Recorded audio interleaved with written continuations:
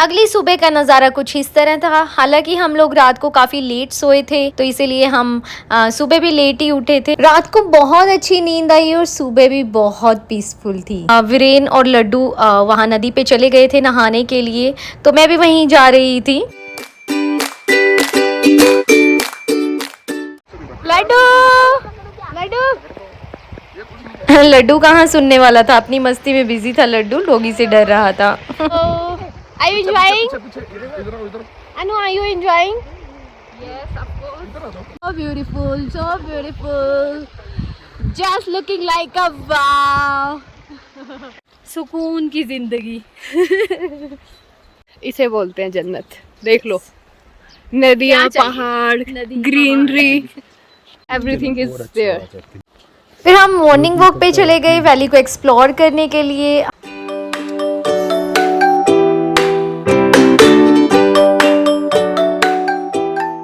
लड्डू जिद कर रहा था नदी में नहाने की और इतना ठंडा पानी था और ठंड भी थी, पर वीरेन ने उसकी जिद पूरी की और उसे नहलाया। नदी और ठंडे पानी का चश्मा गेस्ट हाउस के बिल्कुल पास ही था। पूरी खुली वैली थी तो यहाँ खुले खुले पहाड़ थे, पूरी ग्रीनरी थी, बहुत ही अच्छा एटमॉस्फेयर था।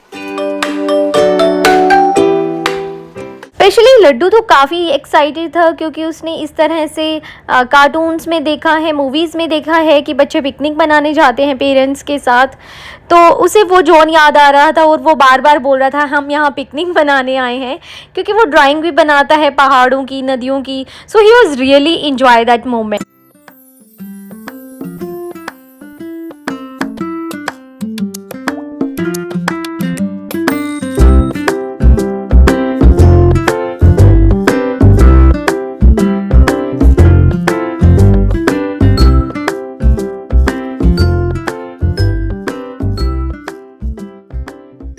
जब भी हम घूमने जाते हैं तो मैं ऐसी जगह प्रेफर करती हूँ जो ज़्यादा क्राउडेड ना हो, जहाँ पे हम क्वालिटी टाइम स्पेंड कर सके, because after all city life तो हम लोग जीते ही हैं। तो अपने बिजी शेड्यूल से 2-4 महीने में हम लोग एक रिफ़्रेशमेंट तो डिज़र्व करते ही हैं। ये घास खाते हुए जानवर और ये भेड़ बकरियाँ इतने खूबसूरत लग रही थी ग्रीन कलर में। स्पेशली ये इस घाटी का शिव मंदिर है जो अभी स्थापित हुआ है, ये अभी अंडर कंस्ट्रक्शन था, तो यहाँ पे पूरा शिव परिवार स्थापित किया है।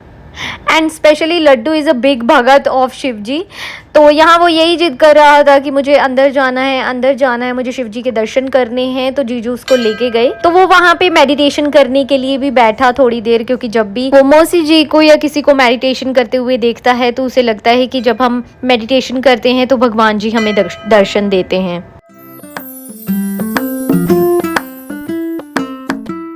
फिर मेडिटेशन करने के बाद वो बाहर आया तो ये बकरी अंदर आ गई थी, भैया उसी को निकाल रहे हैं मंदिर से, जो मुझे थोड़ा अजीब लगा क्योंकि भगवान का दरबार तो हर किसी के लिए खुला होना चाहिए, फिर वो पशु हो, पक्षी हो या इंसान ही क्यों ना हो। खैर जो भी है, फिर लंबी मॉर्निंग वॉक के बाद फाइनली हम लोग गेस्ट हाउस आ गए थे और इस मॉर्निंग हम लोगों ने अपना रूम चेंज कर लिया था, हम लोगों ने दूसरा रूम ले लिया था। इतने हम वॉक से आए तो भैया ने ब्रेकफास्ट भी रेडी कर दिया था, फिर हमने ब्रेकफास्ट किया और थोड़ा रेस्ट किया।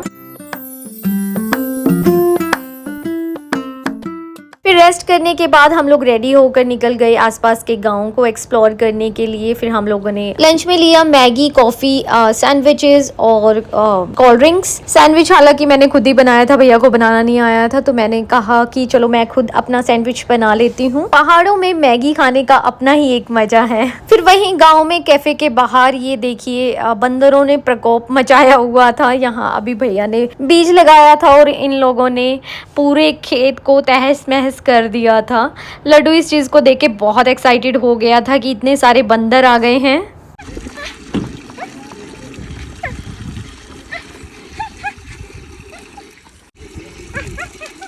कैसे कर रहे हैं मंकी? उनकी तरफ देख के बोलो लड्डू, उनकी तरफ देख के वही आक्रमण करेंगे, उन्हें आपस में लड़ाई करेंगे, फाइट। जोर से बोलो उनकी तरफ, वानर सेना आक्रमण। समझ में नहीं आया उनको।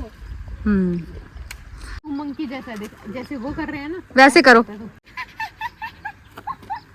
आगे आगे ना। फिर एक्सप्लोर करते करते शाम हो गई थी और हम लोग फाइनली हमारे गेस्ट हाउस में आ गए थे।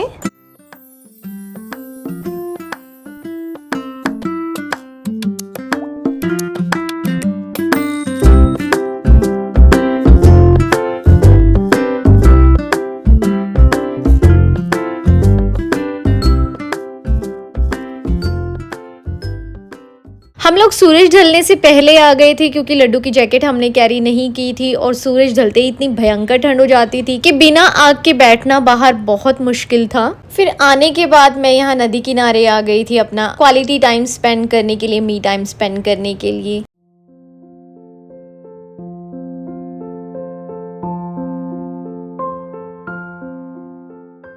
अंधेरा होने तक मैं अकेली यहीं बैठी थी। मैंने यहाँ मेडिटेशन किया और नेचर से अपना कनेक्शन बिल्ड किया।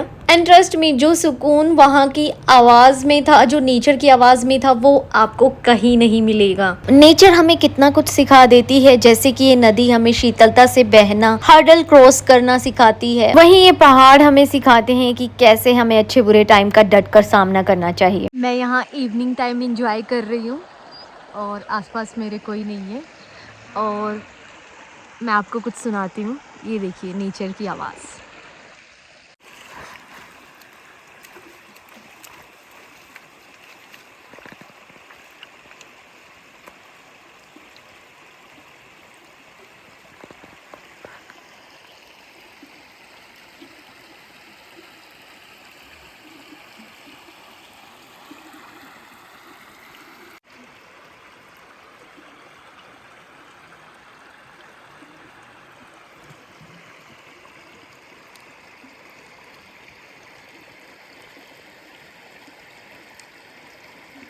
हम लोग यहाँ पे बैठ के बात ही कर रहे थे, फिर वो आंटी हमें मिल गई थी जो कि हमें इनवाइट कर रही थी खाने के लिए। और मैं यही बता रही हूँ कि अगली बार जब हम आएंगे तो आपके पास ज़रूर आएंगे। और मैंने उनका फ़ोन नंबर ले लिया था। पहाड़ों के लोग बहुत प्यारे होते हैं, इनोसेंट होते हैं। पहले फोन कर दूंगी मैं आपको।